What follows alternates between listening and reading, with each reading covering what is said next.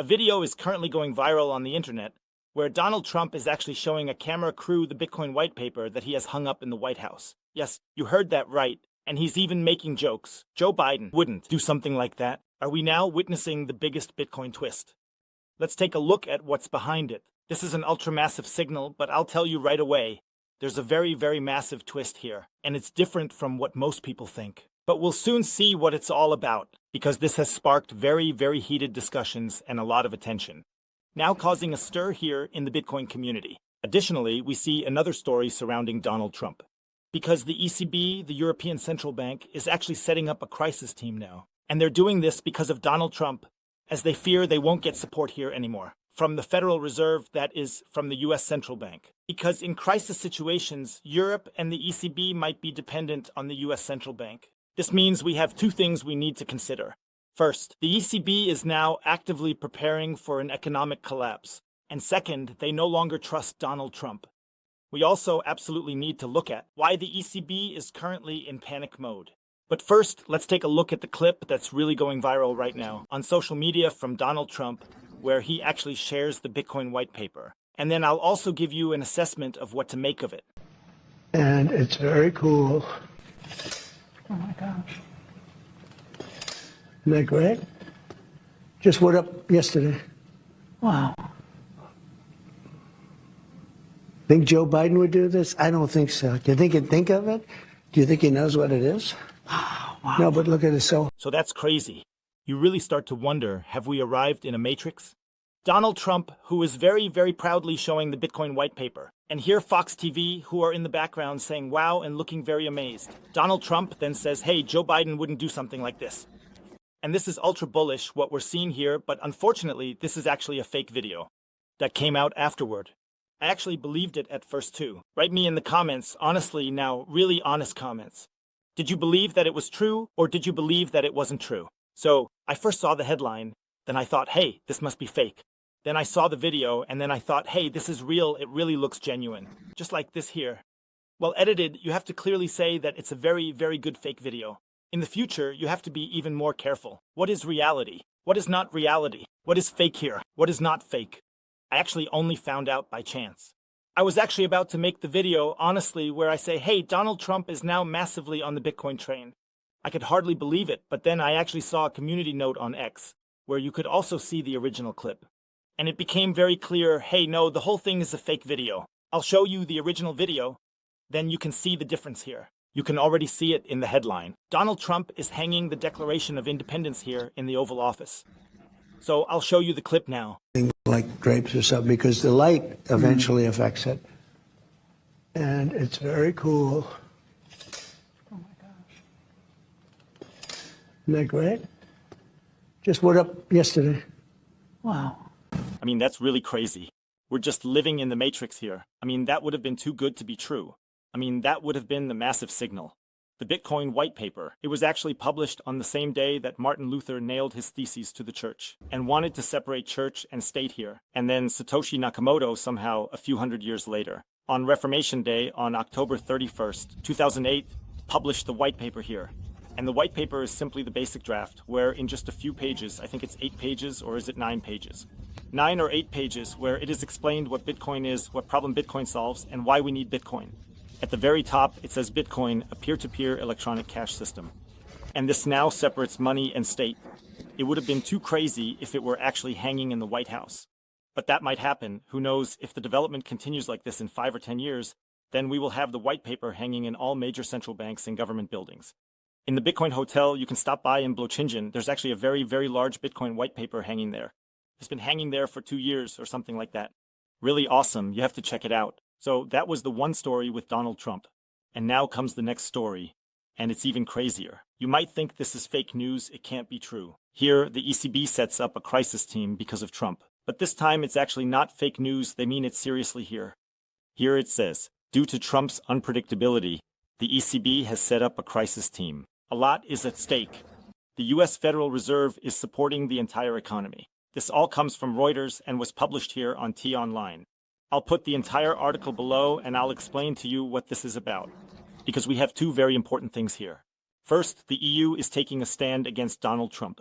They apparently no longer have any trust here. It's coming from both sides. Donald Trump is also taking shots at the EU. Vance is taking shots at the EU saying, hey, this is already a sinking ship. He doesn't say it quite so literally, but roughly translated, he has already issued several warnings to the EU that they should stop censoring, that it's a regressive system here. Now there are various developments that we are looking at, but it all points to the EU or the ECB now warning that a potential crash is imminent. And we are now looking at this in detail. This means, firstly, we need to look at what is happening here. This means Trump has questioned the traditional role of the USA as a reliable partner, meaning there was always a good exchange between the EU and the USA. And now the article states that Donald Trump is questioning this, but it's mutual. The EU is also making a lot of mistakes. Donald Trump simply doesn't want to deal with what's happening in the EU anymore. And then the EU says that they can no longer trust Donald Trump. Then here, he has imposed tariffs on allied countries, which the EU also doesn't like. Then there's the fact that, in some situations, he seems anti-Russian instead of pro-European, which the EU and the ECB also criticize. So when I say EU here, I actually mean more the ECB, because all of this is coming from the ECB. They have set up the crisis team here, and all of this has shaken Europe's trust in the US government, not directly in the US central bank, the Fed, but it still plays a role. So we need to know this now. Trust in Donald Trump and the US government is declining, but we still have a bit of trust in the Federal Reserve, says the ECB here, and this is going to be very, very important because for the ECB, it's mainly about the Federal Reserve and not Donald Trump. But as we know, we've already seen that Donald Trump keeps needling Jerome Powell repeatedly, and the ECB actually has concerns here that Donald Trump could consistently exert pressure on the Federal Reserve and potentially influence sanction or impact the Eurozone or the ECB in various ways. It is said here that if a financial crisis occurs, for example, like in 2008 or 2023 with Credit Suisse, the US Federal Reserve often helps other central banks with emergency dollar financing, known as backstops. And that's what this is about, the backstops. The concern is, what if Trump pressures the Fed in a crisis to refuse this help? That would be extremely dangerous because, firstly, the US dollar is the most important currency in the world. Secondly, in crises, everyone flees to the US dollar. And thirdly, if access to dollars is cut off, the entire financial system could be destabilized, especially outside the USA. That's why we need to look at this very closely. This means that the first thing that is very, very relevant here is that the ECB is already planning for an economic collapse, already planning for a crash, hyperinflation, a global economic crisis, or something like that, a massive recession. This means they clearly assume that something like this will happen, because otherwise, they wouldn't set up a crisis team here and wouldn't even run through such crisis scenarios. Sure, one could also say that this is just precaution or something, but in my assessment, it's more about preparation here when you clearly know, hey, the system will crash, the next crash comes before the crash, is after the crash, and after the crash is before the crash. This has always been the case in history over the past few years. And then you have the so-called backstops. That means, for example, if liquidity is needed very, very quickly, you can simply call the Federal Reserve in the USA and say, hey, Jerome Powell, send us a few billion over here, we need to do some bailout packages or something like that. This is possible. Then you can incur debt internationally with the USA, quickly obtain liquidity, and it seems that this is what was done with Credit Suisse, making a deal with the USA. And you could use something like this in crisis situations. And if Donald Trump then puts pressure on the Federal Reserve and, for example, hey EU, you must now, for example, stop censoring, otherwise if you don't, you won't get any loans here. And actually, the Federal Reserve is independent here, but Donald Trump can certainly exert pressure, even if Jerome Powell always plays it cool and says, yes, he won't be influenced. But I mean, Donald Trump surely has ways, probably behind the scenes, and who knows, I don't know exactly how he does it, but he certainly has ways to exert pressure here, and then it could lead to a situation where, for example, we have a crisis now, and it could be the case that the EU would have to change its policy, and if they don't change the policy, then they won't receive any funds here, and then there would be a wave of bankruptcies. That means we always see, for example, when a company is too big, we simply print money and create a bailout package. But if we have a global economic crisis now, and perhaps the euro is already worthless or something like that, and then the euro really crashes, then you need dollars, because if we have a global economic crisis, everyone flees to dollars, meaning everyone flees to the world reserve currency. Then the euro will essentially crash, and you will urgently need some dollar reserves to make any bailouts here.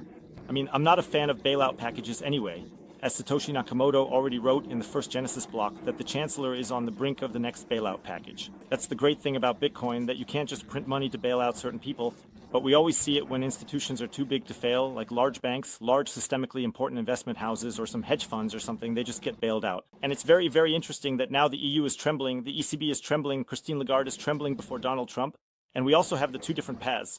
meaning the ECB is going the CBDC route. They want to introduce the CBDC here, while the USA has clearly said, no, no, no, we are not doing CBDCs. We want stablecoins. We want to focus on stablecoins. And Scott Bessent, the Treasury Secretary in the USA, says we want to continue being the leading currency by implementing stablecoin legislation, stablecoin regulation, which will further strengthen the US dollar, because currently we are seeing a de-dollarization, meaning the dollar is being used by fewer and fewer nations.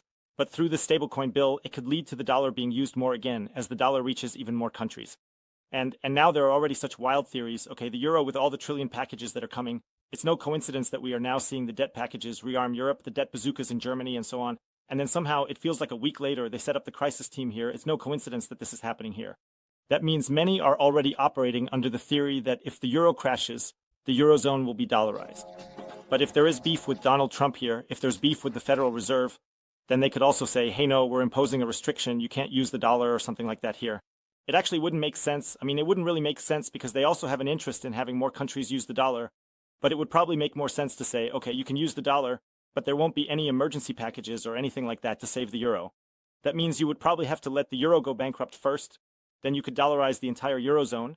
And then the USA would have a very, very big advantage, or the USA could exert some kind of pressure, for example.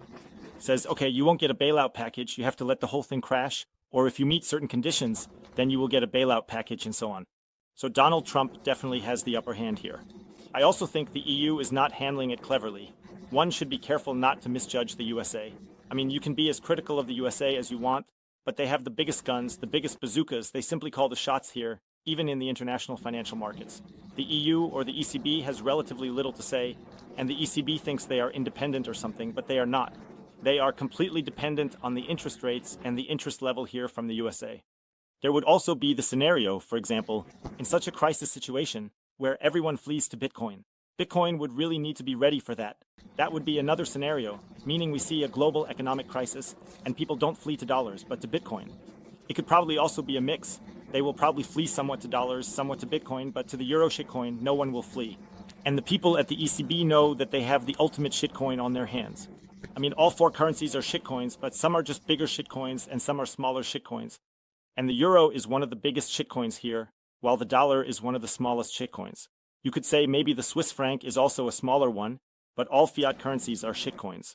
It's just the geopolitical situation happening behind the scenes that needs to be closely watched. But when two fight, the third one rejoices, and the third one here is Bitcoin in the mix. That means if the USA and Europe end up destroying each other with tariff wars, trade wars, and so on, Bitcoin is always a long-term beneficiary. In the short term, things can get rough for Bitcoin, but in the long term, Bitcoin benefits. And therefore, if you are hyper bullish on Bitcoin and want to prepare for the crisis, for the crash, and set up your own crisis wheel here, not like the ECB with some people, but in the form of buying Bitcoin as an asset, then you can have a hedge here against potential crisis scenarios. I'll put a link below to 21 Bitcoin, where you can buy Bitcoin easily, safely, and simply. With the code BitcoinHotel, you can get up to 20% off the fees when buying Bitcoin. Be sure to check it out if you haven't signed up yet. Until then, peace out.